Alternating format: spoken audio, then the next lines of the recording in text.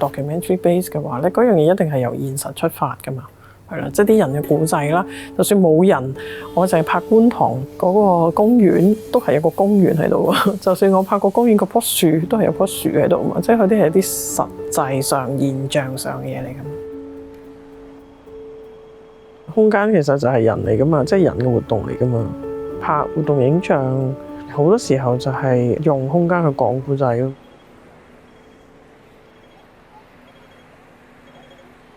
好中意小白狼，菲林個質感係好唔同，即係 organic 啲啦，就係佢好唔像真咯。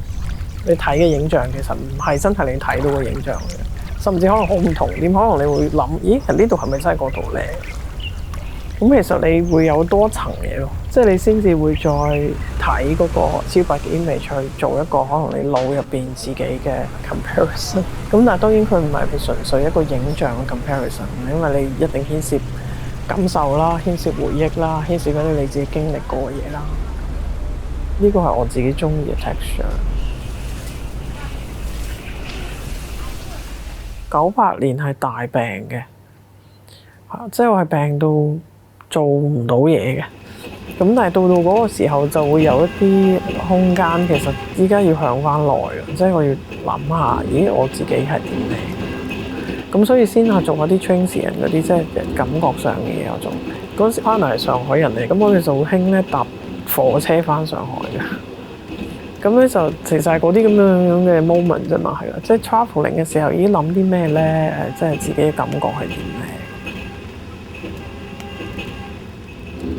多咗睇翻自己咧，我覺得係好緊要。同埋開始咧就對 essay film 好有興趣啦，同埋自傳式民族誌啦，就諗咦有啲人文字啦、影像啦，所以就之後就做單行道。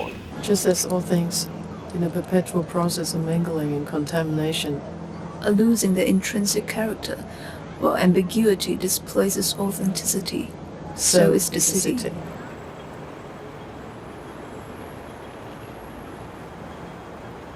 用日記嘅形式去講翻自己，同埋講翻自己同埋個歷史嘅關係咯。嗰陣時就係我去咗美國啦，然後咧我又好耐冇翻嚟觀塘啦，咁所以再翻嚟影嘅時候咧，都係有好重嘅好 nostalgic 嘅意味嘅，都係想再知道多啲香港嘅，即係啲美好嘅嘢，但係某程度上逝去咗嘅嘢，然後可能係對自己嘅將來好 unknown 嗰啲咁嘅狀態咯。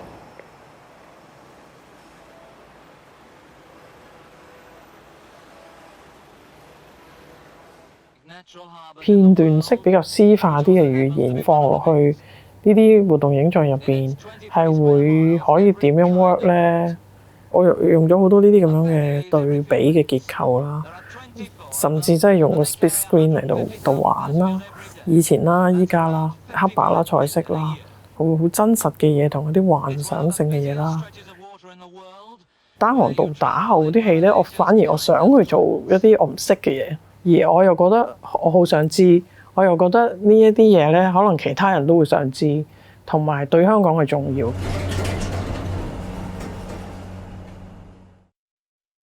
做浮城嗰個時候咧，其實我係有一個主題㗎嘛，個主題係啲空間嘅故仔嘛。又因為有呢3個地方咯，即係要睇翻觀塘工廈嗰啲政策啦，幾時開始轉型啦，啲工廠幾時走啦，幾時開始好多係做音樂嘅人入咗去啦，即係你就要做呢啲咁樣類型嘅 research 咯。咁點解嗰個 friend 又會喺度租先咧？其實揾唔翻嘅，可能最終。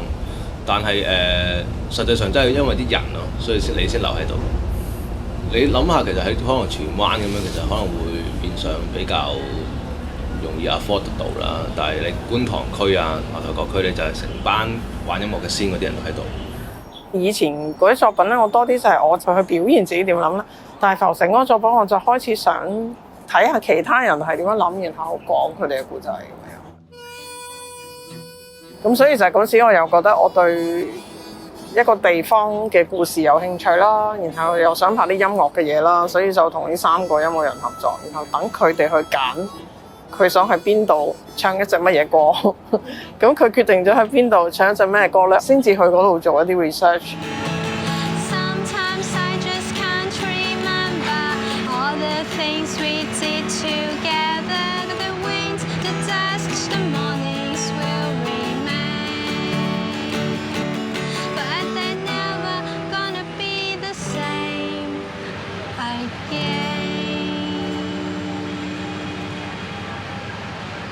documentary base 你有一個出發點，點解我要去嗰度？即係你都係要經過咗嗰個過程，你先至會攞到嗰啲材料，先至會諗點樣去處理嗰啲材料咯。浮城或者呢啲片咧，其實都真係又有一啲 informative 嘅嘢啦，有啲真人嘅故仔啦。咁但係呢啲故仔，即係如果係香港人，大家可能會 share 嘅一啲嘢啦，同埋有啲佢本身一啲情感嘅位都會觸動到自己。